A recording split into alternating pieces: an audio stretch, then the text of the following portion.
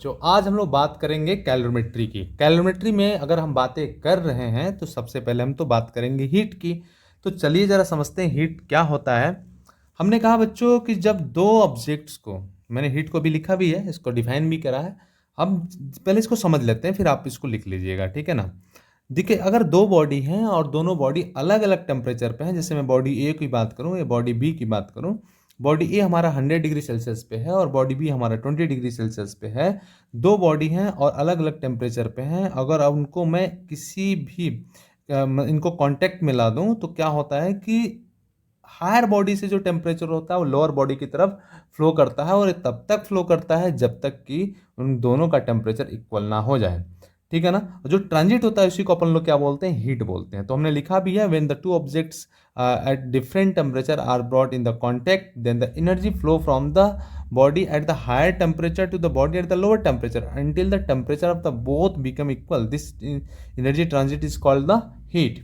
तो यहाँ आप देख भी पा रहे हैं कि दो बॉडी है ए एंड बी, जो 100 डिग्री सेल्सियस पे है और एक हमारा जो है 60 डिग्री सेल्सियस पे है। और अगर उन दोनों को मैं कांटेक्ट में लाया हूँ तो इक्वल टेम्परेचर कितना हो जा रहा है, 60 डिग्री। ये तब तक फ्लो होता रहेगा जब तक कि दोनों का टेम्परेचर इक्वल ना हो जाए। तो बॉडी ए की बात करूँ तो 60 डिग्री होगा और बॉडी बी की बात करूँ तो 60 डिग्री सेल्सियस होगा। तो ये बातें तो हम लोग जान लिए हीट की। अब जरा थोड़ा और समझते हैं हीट। किसी सब्सटेंस को मैं अगर हीट देता हूँ तो क्या क्या हो सकता है, जरा इस पे भी चर्चा अपन लोग कर लेते हैं। जैसे अगर कोई सब्सटेंस है उसको मैंने हीट दिया तो देखिए दो बातें हो सकती हैं, या तो उसका टेम्परेचर बढ़ेगा या तो उसका फेज चेंज होगा, ठीक है ना। या तो उसका क्या होगा, टेम्परेचर जो है चेंज होगा, या तो उसका फेज चेंज होगा। अब यही दो बातें हम लोग आगे करने वाले हैं इस पूरी कैलोरीमेट्री में। तो आप थोड़ा सा इस पे जो है फोकस करिएगा, क्योंकि अगर इस पे फोकस नहीं करेंगे तो सारी चीज़ें आप जो है आपको समझ में नहीं आएंगी, कॉन्सेप्ट समझ में नहीं आएगा। तो फिर से समझें, किसी भी सब्सटेंस को जब मैं हीट देता हूं तो उसकी जो टोटल एनर्जी होती है, टोटल काइनेटिक एनर्जी होती है, वो इंक्रीज करती है, जिसकी वजह से उसका टेम्परेचर क्या होता है, या तो इंक्रीज करता है या तो उसका फेज चेंज हो जाता है। फेज भाई कैसे चेंज होगा, सॉलिड है तो लिक्विड में हो जाएगा, लिक्विड है तो हो सकता है इसमें स्टीम में हो जाए, ठीक है ना। चलिए इस पर अगर हम बात करेंगे और कितने तरह का होता है उन सभी पे हम चर्चा करेंगे। फिलहाल हम अभी हीट की बात कर रहे हैं। अच्छा, ये तो हीट के बारे में इतनी हमें समझ हो गई कि हीट अगर दो बॉडी है अगर ट्रांसफ़र कैसे करेगा हायर बॉडी से लोअर बॉडी की तरफ। अब थोड़ी बात हम लोग कर लें कि इसकी यूनिट क्या है। तो सबसे पहले एसआई यूनिट की बात करें। अच्छा, एक बात और ध्यान दीजिएगा, जो इसकी यूनिट है वो बहुत बड़ा रोल प्ले करती है इस पूरे हीट एंड थर्मोडायनेमिक्स में। तो आपको जो है इसकी यूनिट आनी चाहिए। तो एसआई जो यूनिट होती है वो होती है जूल। हीट की एसआई यूनिट क्या होती है, वो होती है जूल। अगर मैं एमकेएस यूनिट की बात करूं, एमकेएस यूनिट की, तो जो एमकेएस यूनिट में इसकी जो यूनिट होती है वो होती है क्या भाई, वो होती है भाई जूल। क्या होती है, जूल होती है। तो ये बातें आपको याद कर लेना है। अच्छा, अगर मैं बात करूं कि इसकी प्रैक्टिकल यूनिट क्या होती है, जो इम्पोर्टेंट अपने लिए प्रैक्टिकल यूनिट इसकी क्या होती है, तो वो होती है भाई, वो होती है क्या, कैलोरी। प्रैक्टिकल यूनिट लिख लें यहाँ पे। जो प्रैक्टिकल यूनिट होती है वो क्या होती है भाई, वो होती है कैलोरी, ठीक है। बात समझ में आया। इसकी प्रैक्टिकल जो यूनिट होती है वो होती है क्या, कैलोरी। अब एक रिलेशन होता है कि 1 कैलोरी में कितना जूल होता है। तो 1 कैलोरी इक्वल टू होता है बच्चों 4.18 जूल। कितना, 4.18 जूल। ये बातें आपको याद रख लेनी है, या फिर हम इसको बोलते हैं क्या, इसको बोलते हैं 4.2 जूल।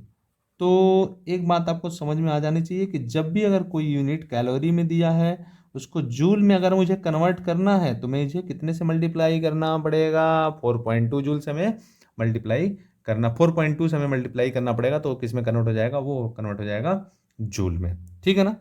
तो ये बातें ये इंपॉर्टेंट है, ये ध्यान रखिएगा कि 1 कैलोरी इक्वल टू होता है 4.2 जूल। चलिए, अच्छा एक चीज़ और समझ लीजिए कि इसका सीजीएस यूनिट क्या होता है। सीजीएस यूनिट की बात करें, हीट की सीजीएस यूनिट, तो वो होती है बच्चों अर्ग।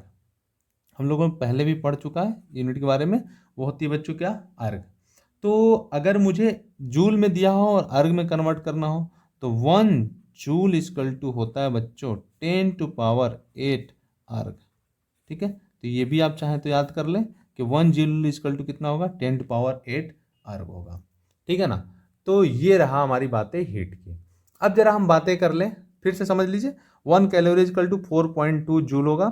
अगर 1 कैलोरी अगर हमारे पास हीट है उसको मुझे जूल में कन्वर्ट करना है तो 4.2 से हमें मल्टीप्लाई करना पड़ेगा, और जूल में दिया है और कैलोरी में कन्वर्ट करना है तो हमें कितना करना पड़ेगा, उससे डिवाइड करना पड़ेगा। अगर वो 1 जूल है बच्चों, देख लो जरा आप, 1 जूल इक्वल टू है तो हम क्या लिखेंगे 1/4.2 क्या कैलोरी।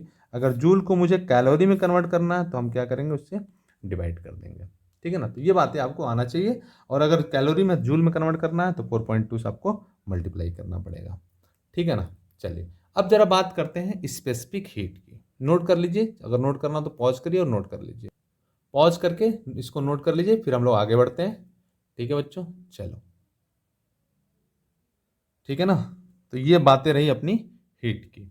ओके, अब चलिए अब बात करते हैं हम लोग जरा स्पेसिफिक हीट की, कि स्पेसिफिक हीट क्या होता है। इसको नोट कर लीजिए, पॉज करके इसको नोट कर लीजिए, स्क्रीनशॉट ले लीजिए।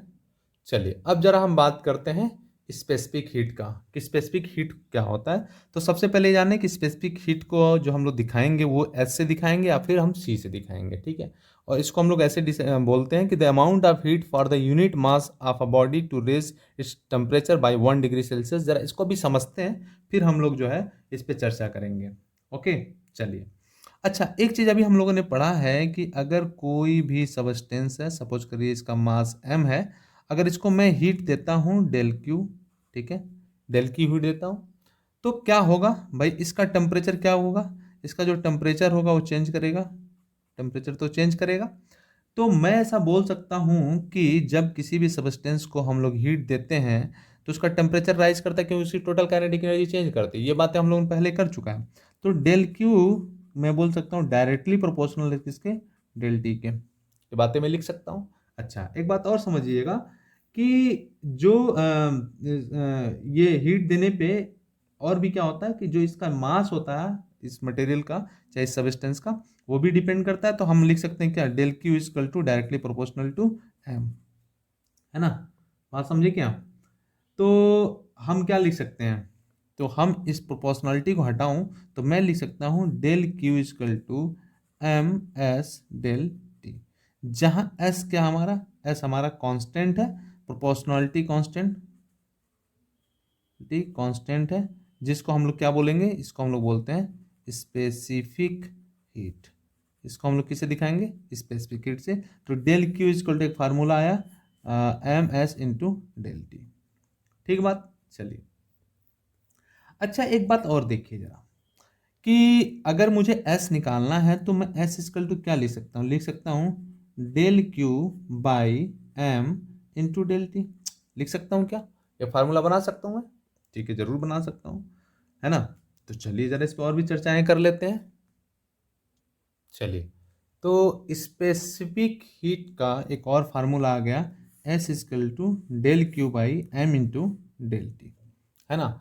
अच्छा, एक बात और देखिए, अगर मैं कहूँ इफ एम इक्वल टू 1 ग्राम हो, ठीक है ना, और डेल टी की वैल्यू कितनी हो, 1 डिग्री सेल्सियस हो, तो एस इक्वल टू मैं क्या लिख सकता हूँ, लिख सकता हूँ डेल क्यू, है ना। ये बातें मैं लिख सकता हूँ S equal to del Q. Okay, तो अब देखिए, अब यहाँ से आप स्पेसिफिक हीट को आप डिफाइन कर सकते हैं कि amount of heat for unit mass, mass की वैल्यू हमने क्या लिया था 1 gram, the amount of heat for the unit mass of a body to raise the temperature of 1 degree Celsius. ठीक है, तो ये जो हमने डिफिनेशन लिया है स्पेसिफिक हीट का, वो यहीं से निकाला कि अगर एम की वैल्यू 1 ग्राम हो और डेल टी जो चेंज हो रहा है टेम्परेचर 1 डिग्री सेल्सियस हो, तो एस स्पेसिफिक हीट जो होगा वो इक्वल टू होगा जो हम अमाउंट ऑफ हीट दे रहे हैं। ठीक है ना। चलिए, अब एक बात और करते हैं, जरा हम इसकी यूनिट की अब बात कर ले, है ना। अच्छा, एक चीज और बच्चों, अगर यहाँ पे तो मैं डेल क्यू ले रहा हूँ, कई बार क्वेश्चन जो होगा वो ऐसे होगा, ये एम मास का एक सबस्टेंस है, इसको मैंने हीट दिया, बहुत स्मॉल अमाउंट ऑफ हीट दिया डी क्यू, और इसका जो टेम्परेचर इंक्रीज किया वो डी टी में किया, तो मैं लिख सकता हूँ क्या, डी क्यू डायरेक्टली प्रोपोर्शनल होगा किसके, डी टी के, या डी क्यू डायरेक्टली प्रोपोर्शनल होगा किसके, एम के। तो मैं लिख सकता हूँ डी क्यू इक्वल टू कितना, एम एस डी टी, लिख सकता हूँ। समझ में आ रहा है क्या।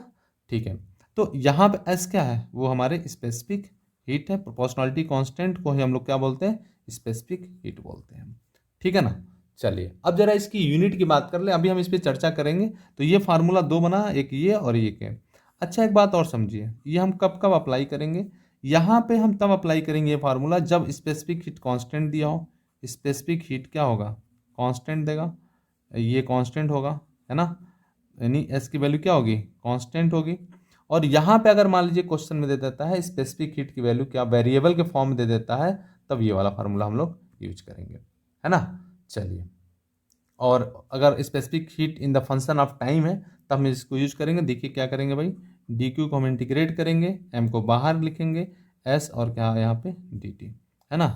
तो चलिए इस पे भी आगे हम क्वेश्चन करेंगे, लेकिन इतनी बातें आपको समझ में आना चाहिए। चलिए अब थोड़ी हम बात कर ले रहे हैं इसके क्या, इसके यूनिट की। तो देखते हैं इसकी यूनिट क्या होती है। चलिए तो इसकी यूनिट की बात कर लें, तो सबसे पहले हम लोग बात करेंगे यूनिट में क्या, एसआई यूनिट की। ठीक है, एसआई यूनिट की बात करें तो जब हम लोग एसआई यूनिट की बात करते हैं बच्चों, तो देखिए क्या लिखेंगे, एस इक्वल टू क्या है, del Q by M into D T, del T. Okay, तो एक बात समझिए बच्चों कि हम एस इक्वल टू क्या लिख सकते हैं, डेल क्यू को अगर मैं एसआई यूनिट की बात करता हूँ तो हम लोग किस में मेजर करेंगे भाई? उसको मेजर करेंगे हम लोग जूल में। ओके, अभी इसके पहले हम लोगों ने देखा है जूल बाई, और मास को किस में? किलोग्राम में, टेम्परेचर को डिग्री सेल्सियस में। ओके, या इसको और भी क्या लिख सकते हैं, joule kilogram degree Celsius. Okay, या इसको हम लोग कैल्विन में भी ले सकते हैं, कैल्विन में भी ले सकते हैं, कोई दिक्कत नहीं है। ओके, अच्छा जब हम बात इसकी करेंगे किसकी, प्रैक्टिकल यूनिट की, अगर हम दूसरी बात करें प्रैक्टिकल यूनिट की, प्रैक्टिकल यूनिट की, तो हम लोग क्या लिखेंगे भाई? जब हम लोग प्रैक्टिकल यूनिट की बात करते हैं तो एस इक्वल टू हम लोग क्या लिखेंगे, जो हम अमाउंट ऑफ हीट दे रहे हैं उसको हम लोग किस में ले रहे थे, उसको हम लोग ले रहे थे कैलोरी में। तो इसको हम ले सकते हैं कैलोरी, और मास को किस में लेंगे, ग्राम में, डिग्री सेल्सियस या फिर केल्विन। ओके, ये बातें हम लिख सकते हैं।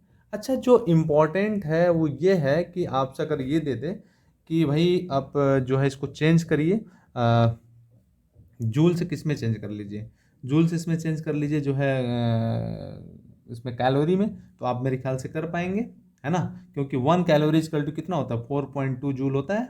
ये बातें हम लोगों ने पहले पढ़ ली है, ठीक है ना। चलिए अब आगे बढ़ते हैं, जरा ये नोट कर लीजिए जल्दी से फटाफट। ओके, चलिए अगर कैलोरी से आपको चेंज करने के लिए बोले तो आप मेरे ख्याल से चेंज कर लेंगे। चलिए मैं चेंज करके भी दिखा देता हूँ। एस इक्वल टू हम लोग लिखेंगे क्या, 1 कैलोरी इक्वल टू कितना था, 4.2 जूल। तो हमें 4.2 से मल्टीप्लाई करना पड़ेगा, 4.2 जूल बाई क्या, अच्छा ग्राम है, तो ग्राम को अगर मैं चेंज करना चाहूँ किलोग्राम में तो मैं क्या लिखूंगा, 10⁻³ किलोग्राम, और डिग्री सेल्सियस तो रहने दे, या फिर केल्विन तो ऐसे ही रहने दे, या फिर मैं इसको क्या लिख सकता हूँ, 4.2 इंटू 10⁻³ और जूल बाई क्या, क्या लिख सकते हैं आप बोलिए? इसको लिख सकते हैं क्या, किलोग्राम डिग्री सेल्सियस, या फिर इसको और भी क्या लिख सकते हैं भाई, इसको लिख सकते हैं 4200, क्योंकि एक पॉइंट तो जीरो से चला गया, तो आप क्या लिख सकते हैं, जूल बाई क्या, किलोग्राम डिग्री सेल्सियस। तो ये आप ऐसे भी दिखा सकते हैं, 4200 joule by kilogram degree Celsius. Okay, चलिए अब आगे बढ़ लेते हैं थोड़ा सा, ये तो यूनिट की बात हो गई। अब जो अपने लिए इम्पोर्टेंट है कि किस किस जो है वाटर के लिए क्या होगा स्पेसिफिक हीट, और अगर हम बात करें आइस के लिए क्या होगा, तो ये सारी बातें अपने को पता होना चाहिए। तो चलिए मैं आगे बढ़ता हूँ। चलिए तो स्पेसिफिक हीट जरा मैं वाटर के लिए बात कर लूँ, तो स्पेसिफिक हीट वाटर के लिए क्या होता है, 1 कैलोरी पर ग्राम डिग्री सेल्सियस। अब भाई कैलोरी आ रहा है तो ग्राम डिग्री सेल्सियस आएगा। अगर इसको मैं जूल में कन्वर्ट करना चाहता हूँ तो मैं क्या लिखूंगा इसके लिए, बोलिए, 4.2 joule by, 1 calorie equal to 4.2 joule होता है, बाई कितना भाई, ग्राम को चेंज करूँ तो किलोग्राम में 10⁻³ किलोग्राम, और क्या पर डिग्री सेल्सियस या कैल्विन। मैं बार बार कैल्विन भी लिख रहा हूँ, अगर कैल्विन देगा तो क्वेश्चन में आप घबराना नहीं है। या फिर इसको हम लोग क्या लिख सकते हैं, 4200 joule by kilogram degree Celsius और फिर कैल्विन लिख सकते हैं। तो ये इसकी यूनिट आ गई एक। यूनिट कह रहे हैं, ये स्पेसिफिक हीट ऑफ वाटर। तो अगर कैलोरी में दिया होगा तो कितना होगा भाई, 1 होगा। ठीक है ना।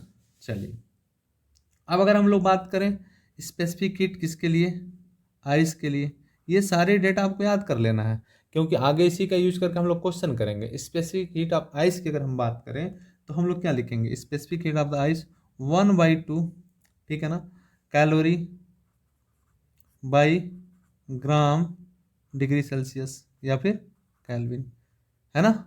या फिर इसको और भी लिख सकते हैं, क्या इसको लिख सकते हैं कितना, 1/2, और कैलोरी को हम जूल में चेंज कर दें तो इंटू कितना 4.2 जूल बाई कितना 10⁻³ किलोग्राम डिग्री सेल्सियस और केल्विन। या फिर और क्या लिख सकते हैं, 4200 जूल बाई 2 और इंटू क्या किलोग्राम और डिग्री सेल्सियस या केल्विन। इससे कट कर लीजिए तो कितना आ जाएगा, 2 जा और 2 जा तो कितना आएगा 00। या फिर इसको आप लिख सकते हैं 2100 जूल बाई क्या किलोग्राम डिग्री सेल्सियस और केल्विन। तो ये हो गया हमारा स्पेसिफिक किसके लिए, आइस के लिए, है ना। चलिए अब जरा हम देखते हैं कि अलग अलग हम लोग बॉडी की बात करें तो उसके लिए इसकी बात करें तो ये क्या होगा स्पेसिफिक हीट। तो जरा हम पहले हम बात कर लेते हैं आइसोथर्मल प्रोसेस के लिए।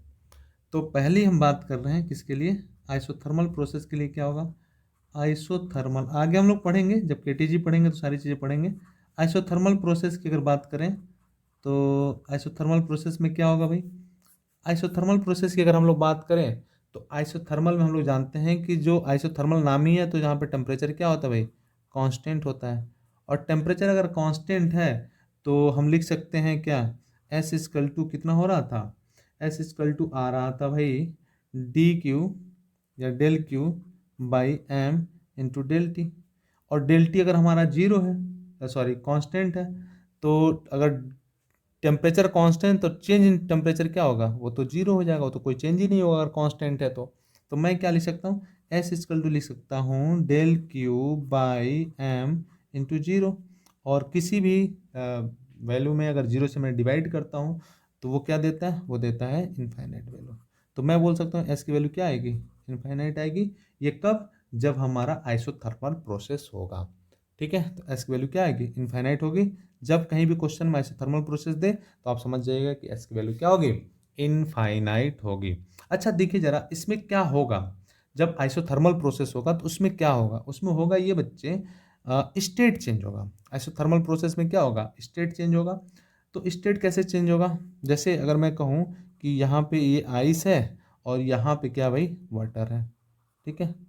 तो यहाँ पे 0 डिग्री सेल्सियस पे ये आइस से ये 0 डिग्री सेल्सियस वाटर पे कन्वर्ट हो रहा है। लेकिन आप यहाँ एक बात देखिए, यहाँ जो टेम्परेचर है वो क्या है, वो हमारा कांस्टेंट है।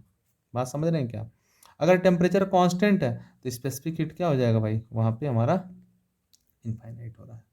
ठीक, या फिर और एक और एग्जांपल मैं आपको दे दे रहा हूँ, एक और एग्जांपल आपको दे दे रहा हूँ। अगर आप देखें कि वाटर को अगर मैं लेता हूँ कितने 100 डिग्री सेल्सियस पे, ठीक है ना, टेम्परेचर चेंज नहीं करना है, इसका फेज चेंज करना है, और इसको मैं चेंज कर रहा हूँ किसमें, स्टीम में। तो ये 100 डिग्री सेल्सियस पे ये भी है, ठीक है। तो यहाँ पे टेम्परेचर क्या है, यहाँ पे देख पा रहे हैं आप, टेम्परेचर हमारा क्या है, कांस्टेंट है।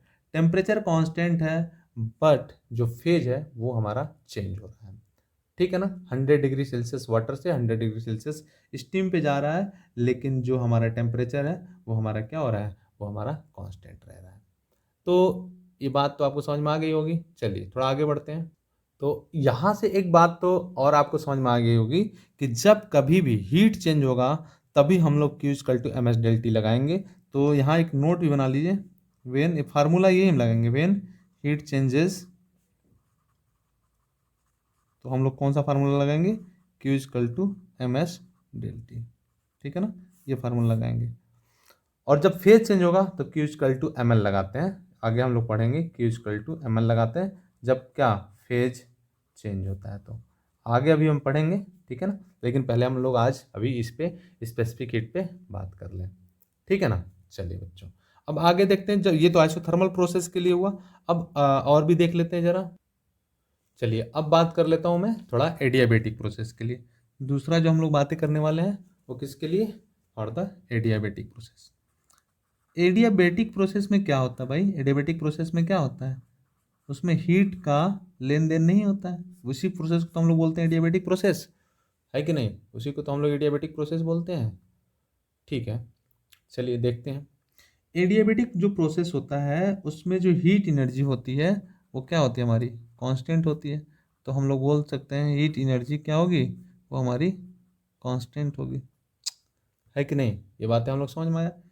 अब हीट एनर्जी अगर कांस्टेंट है तो हम लोग क्या लिख सकते हैं कि डेल क्यू इक्वल टू कितना, जीरो। भाई जब क्यू की वैल्यू कांस्टेंट है, क्यू की वैल्यू कांस्टेंट है तो चेंज इन हीट क्या होगा, जीरो होगा।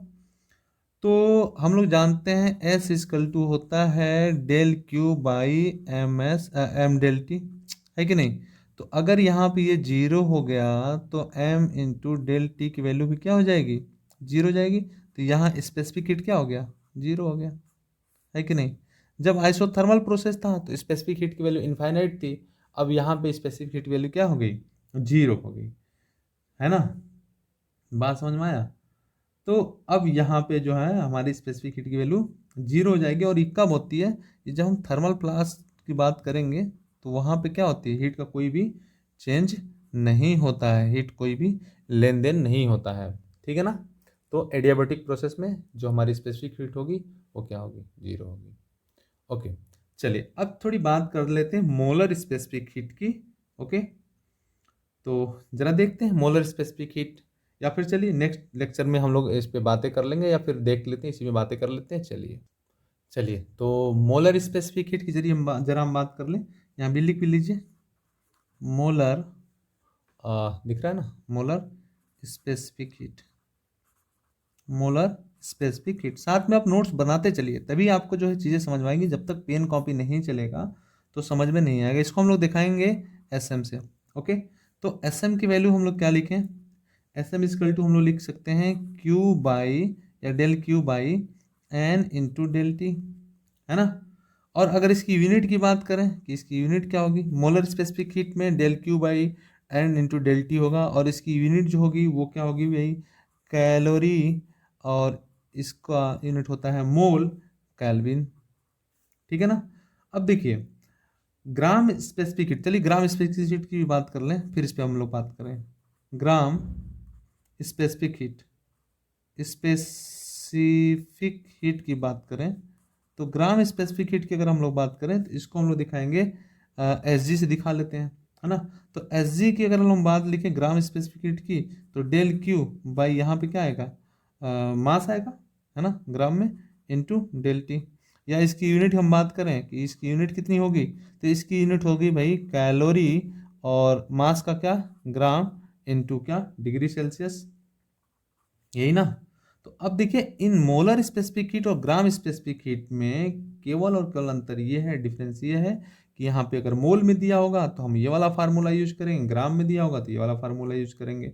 ये हम क्वेश्चन से देख लेंगे कि मोल में दिया है या फिर ग्राम में दिया है। अब ये इक्वेशन मान लीजिए 1 मान लें, इसके इक्वेशन 2 मान लें, इन दोनों में रिलेशन अगर निकालना हो S M and S G से, लिख भी लेते हैं relation, relation between S M and S G. तो कैसे करेंगे हम, दोनों का रिलेशन अगर निकालना हो तो हम लोग कैसे करेंगे, ज़रा देख लेते हैं। दोनों का अगर मुझे रिलेशन निकालना होगा तो हम लोग कैसे लिखेंगे, इसको डिवाइड कर दें तो अच्छा, एन की वैल्यू ज़रा निकाल लें। एन इजकल टू होता है कितना, small M by capital M, है ना। तो अगर मैं इसमें एस एम में वैल्यू रखूं तो मैं लिख सकता हूँ डेल क्यू बाई एन की वैल्यू कितना, small M by capital M, और कितना इंटू डेल टी, यही तो। या फिर और हम लोग क्या लिख सकते हैं, बोलिए, और हम लोग क्या लिख सकते हैं, लिख सकते हैं भाई ये इधर एस एम इजकल टू दिख रहा होगा, एस एम इजकल टू क्या हो जाएगा, एम ऊपर मल्टीप्लाई हो जाएगा M into del Q by M into del T. अब इसको हम लोग क्या लिख सकते हैं, del Q by M into del T, यही तो है। इसको हम लोग लिख सकते हैं क्या, ग्राम स्पेसिफिक हीट, इसको लिख सकते हैं एस जी। तो हम लोग लिख सकते हैं molar specific heat equal to M into कितना, एस इंटू जी, ठीक बात। ये बातें अपने को समझ में आई होंगी। चलिए आगे बढ़ते हैं, नोट कर लीजिए फटाफट, पॉज करके इसको नोट कर लीजिए, ठीक है ना।